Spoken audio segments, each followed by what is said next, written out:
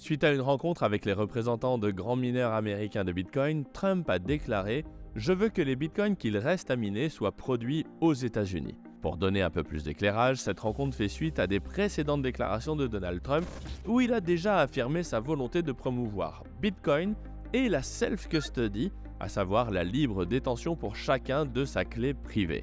I will support the right to self-custody to the nation's 50 million crypto holders. I say this with your vote. Mais il a également déclaré qu'il s'assurerait que l'avenir des cryptos et de Bitcoin se déroule également aux USA. I will ensure that the future of crypto and the future of Bitcoin will be made in the USA, not driven overseas. D'ailleurs, plus globalement, il ne s'agit pas que de Trump, puisque les démocrates sont également en train de changer leur fusil d'épaule, puisque l'administration Biden a renoncé à passer en force contre les mineurs dans un projet de loi récent. La Chambre des représentants a également voté un projet de loi pour interdire la création d'une quelconque CBDC, à savoir une monnaie numérique de banque centrale. Mais ce qui est notable, c'est que ce vote est bipartisan. Oui, il a mis les républicains et les démocrates d'accord. Donc oui, on peut dire que l'Amérique se réveille sur le sujet de Bitcoin et plus globalement sur le sujet des cryptos. Trump a personnellement réitéré cet engagement contre les CBDC en déclarant sur son réseau social Truth que les mineurs du réseau Bitcoin étaient le dernier rempart des USA contre les CBDC qui sont potentiellement éminemment liberticides.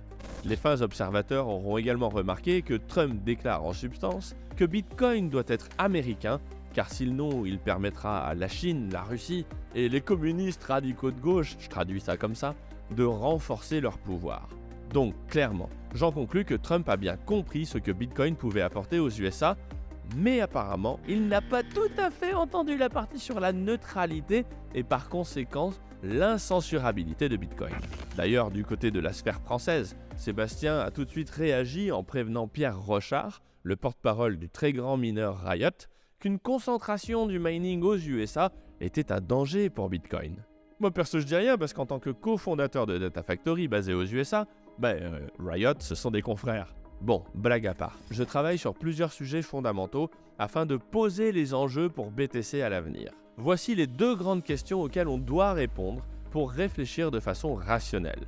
La première, est-ce qu'une attaque 51% permanente permet d'imposer à minima une censurabilité totale sur le protocole? Cette question, je l'ai ressoulevée dans une vidéo qui posait la question d'un niveau Bitcoin, si je puis dire, contrôlé par BlackRock, les USA, le G7 ou qui vous voulez. Personne dans notre réseau chez Grand Angle n'a été capable ou n'a émis la volonté réelle de nous donner une réponse réellement constructive à ce sujet. Par contre, mon copain Michel Kazaka a entrepris de faire l'étude approfondie, comme il sait le faire, autour de l'attaque 51%. Cela fait donc plusieurs semaines que l'on discute et qu'il modélise pour savoir si cela peut marcher et si oui, dans quelles conditions. Et je peux vous dire que c'est pas simple, on a fait de nombreux allers-retours et à chaque fois j'ai appris plein de choses et j'ai pu peaufiner ce qu'il a appelé la détente attaque, qui est un mix des pires saloperies que l'on peut infliger au réseau de minage de Bitcoin pour le rendre censurable. L'étude est presque finie, on vous en dira prochainement sur Grand Angle Crypto. Ce que je peux vous dire, c'est que cette question n'a pas été suffisamment creusée, y compris par Satoshi Nakamoto, car il n'a jamais été question d'une attaque institutionnalisée qui a pour vocation d'être rentable sur le long terme. Tous ceux qui parlent d'une attaque à 51% regardent les cas d'attaque ponctuels portés par une grande dépense d'argent pour tenir l'attaque. Or, il y a bien plus sournois à faire. Mais pourquoi est-ce que l'on tient tant à creuser ce sujet avec Michel? Certains maxis, experts de Bitcoin dans le crypto game français, ont même refusé de faire la review complète du papier de Michel en me disant « Quand même Richard, je vais pas risquer de participer à démontrer que Bitcoin est attaquable, ce serait catastrophique ». Mon point de vue là-dessus, c'est que, même à la plus belle fille du monde, on ne peut pas demander plus que ce qu'elle a à offrir. Si Bitcoin est attaquable, je veux le savoir. Et si l'attaque à 51% est réellement un détail fantaisiste, je veux le savoir aussi. Un scientifique s'intéresse à la réalité telle qu'elle est et non telle que l'on voudrait qu'elle soit. Bref, on vous donne la réponse dans quelques semaines sur ce sujet et franchement, un immense merci à Michel qui bosse comme un tordu et un grand pardon à sa femme pour les nuits que Michel a passées dans son bureau à bosser. Pardon Rita, c'est pour la cause. La deuxième question massive à laquelle on doit apporter des réponses ou un cadre de réflexion clair, c'est de savoir si l'industrie du minage de Bitcoin est de type diffusif ou concentratif. Je vous la fais simple. Miner du Bitcoin, ça consiste à trouver des extra capacités de puissance. Il faut trouver une puissance de production d'énergie qui est inexploitée afin de venir mettre des miners dessus, car le minage de Bitcoin est une course à l'électricité la moins chère. Partant de là, il y a deux choses à peu près certaines aujourd'hui. Premièrement, le minage de Bitcoin n'est fondamentalement pas en concurrence avec la consommation d'énergie des foyers et des entreprises, car une entreprise ou un ménage est très content d'avoir de l'électricité à 10 centimes, alors que les fermes de puissance qui hébergent des mineurs de Bitcoin cherchent de l'électricité entre 2 centimes et 4 centimes aujourd'hui. Donc logiquement, dans un intérêt économique tout à fait compréhensible, les producteurs d'énergie vendent leur puissance en premier lieu aux ménages et aux entreprises, et ensuite, quand il en reste, aux mineurs. La deuxième chose, c'est qu'aujourd'hui, avec Data Factory, on ne parle plus de transition énergétique, mais de transition de puissance. Pourquoi ? Car vouloir trouver de l'énergie, c'est une réflexion de producteur d'énergie fossile. Quand vous exploitez des gisements de pétrole, vous cherchez de l'énergie. Par contre, lorsque vous exploitez le soleil, le vent ou même du nucléaire dans un sens, vous ne cherchez pas de l'énergie puisqu'il y en a partout. Vous cherchez à rentabiliser des capacités de production, à savoir une puissance installée. Pour le dire très simplement, un pétrolier cherche des gisements de pétrole car il sait qu'il pourra le vendre très facilement, tandis qu'un producteur d'énergie solaire va chercher des clients, des acheteurs pour rentabiliser sa ferme. C'est pour ça que le slogan de Data Factory, c'est Smart Power Transition. Pourquoi je vous raconte tout ça?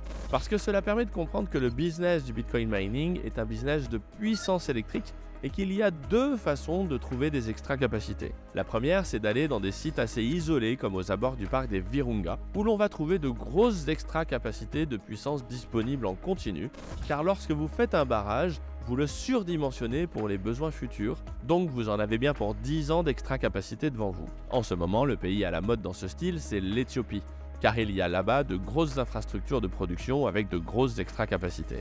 Ok, donc le premier modèle du mining, c'est ce que l'on va appeler le minage off-grid. Pour faire simple, off-grid veut dire en dehors d'un maillage de réseaux électriques interconnectés qui permet d'avoir une puissance électrique plutôt bien optimisée. Ce que je cherche à déterminer, c'est le prix minimum de l'électricité dans ce type de modèle. De ce que je vois et de ce que j'entends, je serais tenté de dire que le minimum du minimum, c'est autour de 2 centimes le kilowattheure. Pourquoi? Car bien qu'il s'agisse d'extra capacités qui ne sont utilisées par personne, il y a un coût minimum à assurer par le producteur d'énergie, ne serait-ce que d'entretien-maintenance. Et qu'il faut aussi que ce soit un minimum intéressant pour le vendeur. Personne ne mine du Bitcoin pour ne rien gagner, pour la gloire de décentraliser le mining. En tout cas, pas à ce jour à ma connaissance. Reste que je suis avide de toute information qui permette de confirmer ou d'infirmer ce prix du minage que je qualifie de type off-grid.